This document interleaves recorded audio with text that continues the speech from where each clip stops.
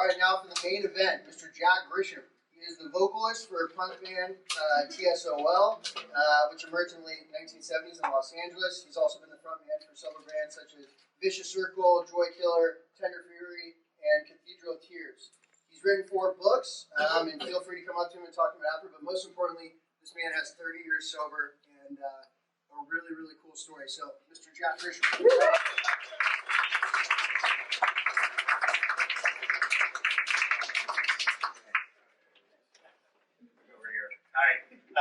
Jack Grisham, alcoholic. Yeah. Thanks for having me.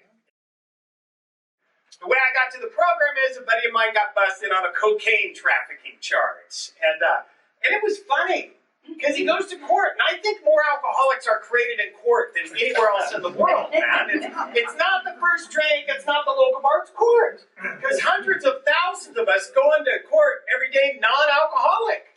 And we get in front of a judge. We go, hey, judge goes, Mr. Smith, you're looking at a year sentence. But if you're an alcoholic, you can do a 90-day treatment program.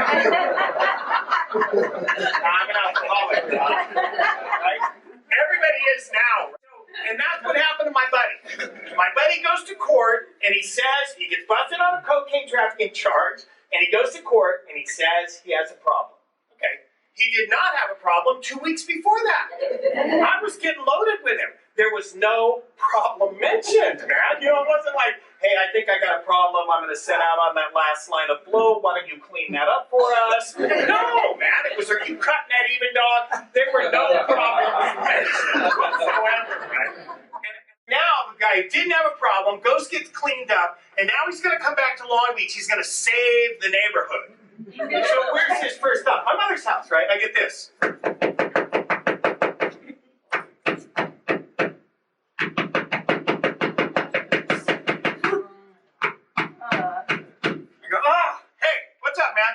You got a problem, dude. What? He goes, you got a problem. I'm like, dude, I saw you go down, man. He goes, you got a problem. He goes, you're an alcoholic. I go, no, I'm not. I live with my mom. And I'll tell you what was going on at mommy's house at the time. I got people trying to kill me, both real and imagined, warrants out for my arrest. I got a girl pregnant. One of the many women I was seeing at the time, I said, move into my mom's house with me. Let's have a baby. So I move her in. And that's what's going on at mommy's house. And this guy's telling me I got a problem. All right, so when I'm thinking this guy's telling me I got a problem, I'm thinking, oh my God, you know, how often? I thought every day. So I went to the meeting, and the meeting I went to was a rap center in downtown Long Beach, and it was like rough. Like the kind of meeting you push your shopping cart about and go inside, and if a girl had most her teeth, I was stoked, you know, and mine are gone too, so it's not like, you know, I ain't walking on high, but anyway, and I'll tell you how I rolled in there. My mother found out I was going. So she's like, are you going to that A&A, sweetheart? I go, yeah, I am, Mom. Because my dad had gone on a court card, didn't stay, died. And anyway, she goes, you going to that A&A? I go, yeah, I am, Mom. She goes, you want a couple dollars for coffee? Do I need 40? They have dues down there, Mom. You know how those people are. So I go to the meeting, and I remember walking in, living at my mom's, no car, nothing, warrants, all that trouble, all that shit going on. I remember walking in the meeting, loser, scumbag. Oh, what's up? I know that dude from school. And I'm not like you, man. I'm not like you, because I'm a Cary Grant drunk. That's what I am. I'm a smooth drunk. I go out drinking, and the first place it hits me is right on the cheeks, and they start getting numb and tingly, and I start smiling. You know, give me a drink, I like you. Give me a drink and a pill, I want to give you a hug. I love you, man. Give me a drink, pill, line of cocaine. I want to start a business with you, man. You take it out of me, and I want you dead. I want you dead right now. I feel better with a cocktail in me. I split. I tried to stay sober on my own, and I did stay sober on my own. I got 30 days on my own. No meetings, no God, no nothing. 30 solid days. And on my 30th day, I got a job as a bartender. Because I thought that'd be a good job. And it is a good job. 30 days sober, I get a job as a bartender. On my way to work, I stopped by a friend's house to pick up some mushrooms for another friend. I was being of service at the time. And my buddy goes, how's it going, man? Lester, that was his name. And he's still around, still doing the same thing. He goes, how's it going, man? Oh, Lester, it's going real good, man. I got 30 days. Mom's good. Everything good, man. I'm sober. I'm clean. I got a new job. Everything's solid. Is that your bong? Bam! I reached out, cunning, baffling, and powerful, alcohol disguised itself as a skunk bud and hid in this dude's bong. And I reach out and I take a bong hit without even thinking. I mean, if you think about that, if you really wake up and you realize, hey, I can't get loaded, this is going to kill me, I can't do this, it's going to kill me, I got to stay clean, I got to do this, blah, blah, blah, okay, that's great. But when you have the awareness that even though you think that, it's in your head and that's what you want to do, but there could come a time where your brain just cuts out and you don't even know what you're doing, and you show up with it in your hand one more time and you have no idea how it got there. Terrifying. A sober blackout. You can take anybody and force enough booze down them and they'll black out. But to be sober and lose track and not know what you're doing is terrifying. I'm there bragging to this guy about how sober I am, and next thing I know, I'm taking a bong hit. And I think, oh my God. I just said, I'm sober, I'm sober, I'm sober, I'm stoned. That fast. My next thought was, whoa, you overreacted on all that sober business. You got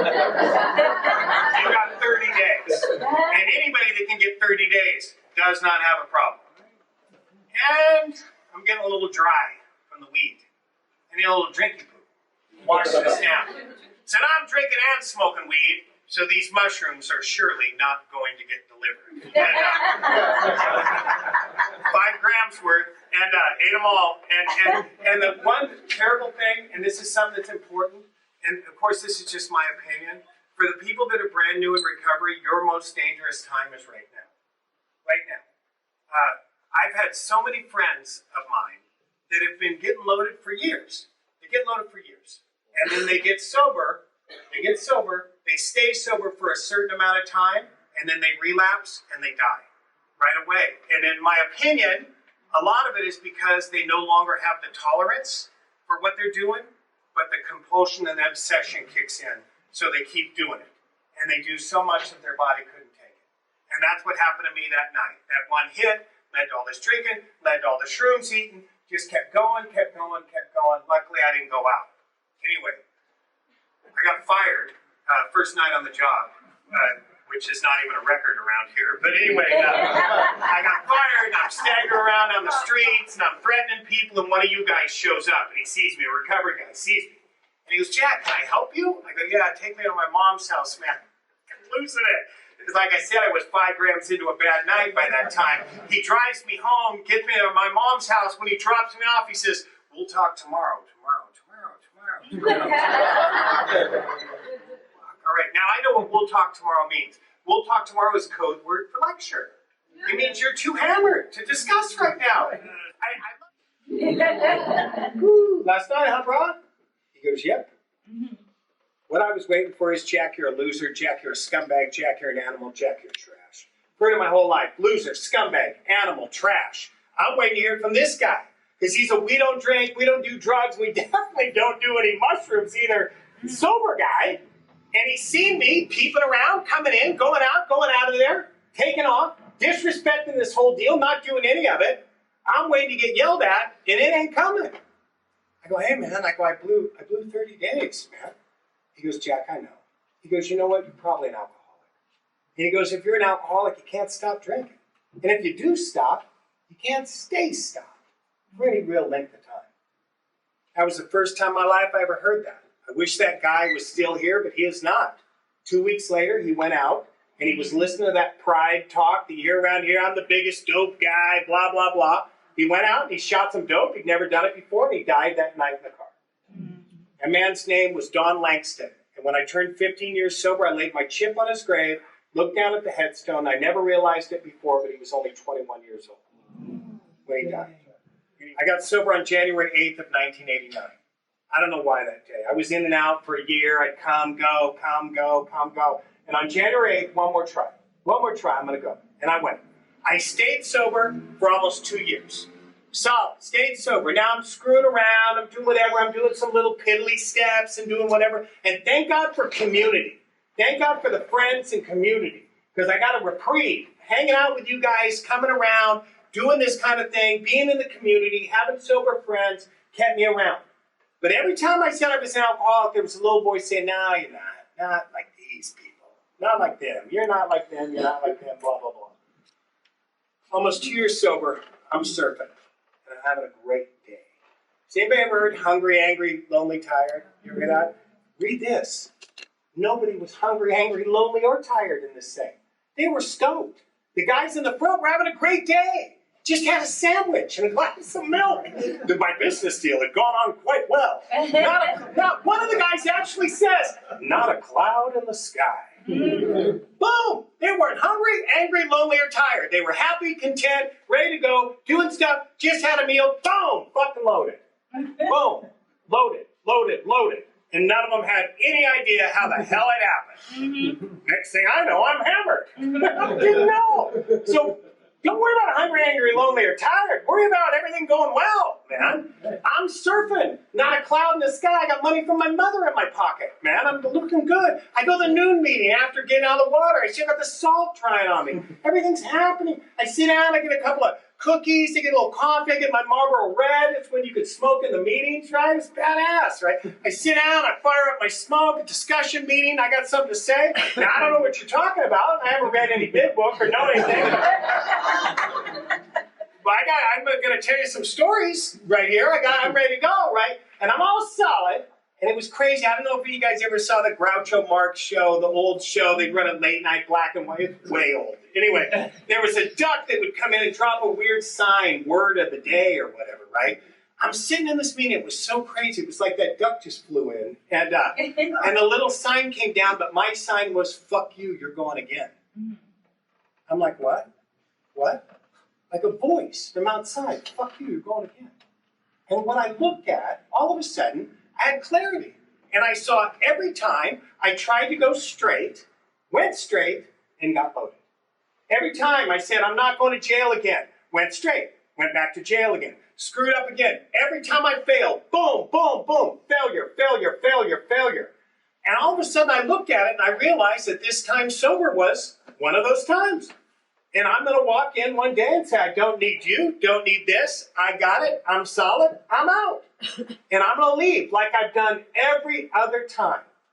And then I realized, and when I do that, I'm going to get loaded. And the second thought from that is, and there ain't anyone in this room that can stop it. I watched these guys die, die, die. And I looked around that room, had that thought, knew I was going, and realized no one in that room could help me. There was no human power that could help me. No great sponsor, no memorizing the book. None of that bullshit was going to help me because I had this head right here that said, you're going to walk out of here and you're okay. And you got it. And it was terrifying. And I was crushed. And then I looked around that room. I hit bottom. I was done. I don't know if you know what it feels like to know that it's like, hey, I don't want to get loaded, but I'm going anyway, and there ain't a damn thing I can do to stop it. And how frightening that is.